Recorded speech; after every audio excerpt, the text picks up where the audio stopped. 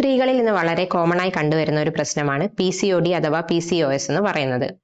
PCOD എന്ന് പറയുമ്പോൾ കേവലം ഒരു ഓവറിയിൽ മാത്രം ഒതുങ്ങുന്ന ഒരു രോഗാവസ്ഥയായിട്ടായിരുന്നു കണ്ടുവന്നിരുന്നത്.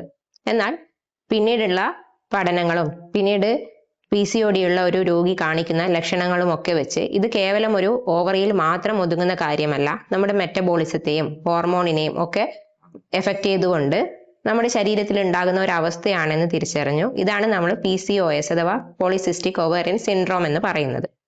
ഇതിൽ പ്രധാനമായിട്ടും 3 കാര്യങ്ങളാണ് നമ്മൾ അതിന്റെ ഒരു കാറ്റഗറൈസ് ചെയ്യുമ്പോൾ പറയുന്നത്.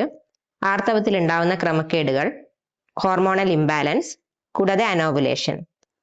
ഇതിൽ ആർത്തവത്തിലുള്ള ക്രമക്കേട് എന്ന് പറയുമ്പോൾ സാധാരണയായി ഒരു സ്ത്രീ 28 ദിവസം കൂടുമ്പോഴാണ് ആർത്തവം ചക്രം ഉണ്ടാവുന്നത്, അതായത് മെൻസ്ട്രേഷൻ നടക്കുന്നത്.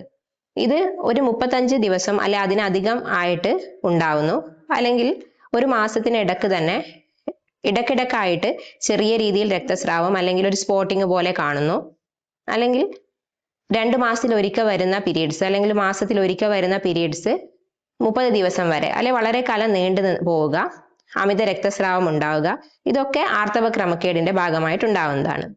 ഹോർമോണൽ ഇംബാലൻസ് എന്ന് പറയുമ്പോൾ നമ്മുടെ പാൻക്രിയാസ് ഉൽപ്പാദിപ്പിക്കുന്ന ഇൻസുലിൻ ഹോർമോൺ അതിന്റെ ശരിയായ പ്രവർത്തനം നടക്കാതിരിക്കുമ്പോൾ ഇത് നമ്മുടെ ഓവുലേഷനെ ബാധിക്കുകയും ഓവത്തിന്റെ മെച്ചുറേഷൻ നടക്കാതിരിക്കുക, അതായത് നമുക്ക് പീരീഡ്സ് കഴിഞ്ഞ് 4-5 ദിവസം ആകുമ്പോൾ തന്നെ നമ്മുടെ ഓവത്തിന്റെ ഒരു പ്രൊഡക്ഷൻ ആരംഭിക്കുകയും അത് 14-15 ദിവസങ്ങളിലൊക്കെ ആകുമ്പോൾ അതിന്റെ ഒരു മെച്ചുറേഷൻ സ്റ്റേജിൽ എത്തുകയും നമുക്ക് ഒരു കൺസീവ് ആവുന്ന രീതിയിലേക്ക് ശരീരത്തെ പാകപ്പെടുത്തുകയും ചെയ്യുന്നുണ്ട്.